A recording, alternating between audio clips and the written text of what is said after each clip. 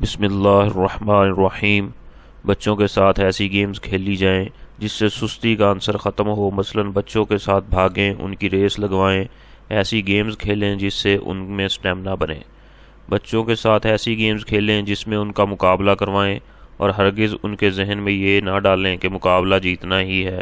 بچوں کو بس یہ سمجھائیں کہ آپ نے اپنی پوری محنت لگانی ہے، اگر آپ ہار بھی جاتے ہیں تو کوئی بات نہیں، اگلی بار اور زیادہ محنت کر کے آپ زیادہ اچھا کر سکتے ہیں۔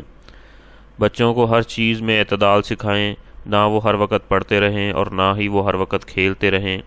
ان کو بتائیں کہ پڑھائی کے وقت پڑھائی اور کھیل کے وقت کھیل۔ بچوں کے ساتھ ایسی گفتگو کریں جو ان کے لیے فائدہ مند ہو۔ بچوں کو ذہنی اور جسمانی طور پر ہمیشہ صحت مند دیکھنے کے لیے ان معمولات کا خیال رکھیں۔ جسمانی اور ذہنی فٹنس کے تناسب کو برقرار رکھنے کے لیے بچوں کی غذا کا خاص طور پر خیال رکھیں۔ ان کی غذا میں تازہ پھل اور دودھ کو شامل کریں۔ مگر پڑھتے وقت بچے سست ہوں اور پوری توجہ نہ دے سکیں تو ہو سکتا ہے ان میں کیلشیم اور آئرن کی کمی ہو۔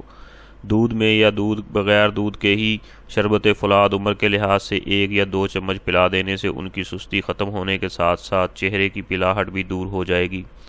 بچوں میں بڑوں کی نسبت سیکھنے کا زیادہ تجسس ہوتا ہے۔ اس عمل میں بچوں کی ذہنی قوت زیادہ خرچ ہوتی ہے۔ ان کو ذہنی تقویت دینے کے لیے تازہ پھلوں کے جوس اور سبزیاں بھی دیے جا سکتے ہیں۔ کمزور بچوں کو طاقتور بنائیں۔ ایسے بچے جو جسمانی طور پر کمزور ہیں، انہیں طاقتور بنانے کے لیے شہد کا استعمال انتہائی فائدہ مند ہوتا ہے۔ روزانہ 1 چمچ شہد کا استعمال کرنے سے بچے جسمانی طور پر مضبوط ہونا شروع ہو جاتے ہیں۔ ایسے بچے جو رات کو بستر پر پیشاب کر دیتے ہیں، انہیں تل کھلانے چاہیے۔ ان کے کھانے سے بچوں کی بستر پر پیشاب کرنے کی عادت کافی حد تک ختم ہو جاتی ہے۔ آج کل ہر بچہ خون کی کمی کا شکار دیکھا جا رہا ہے۔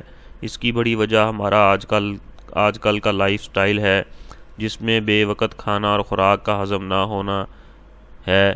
اس کمی کو پورا کرنے کے لیے کرشی کا فولادی ٹانک کا استعمال انتہائی فائدہ مند ہے۔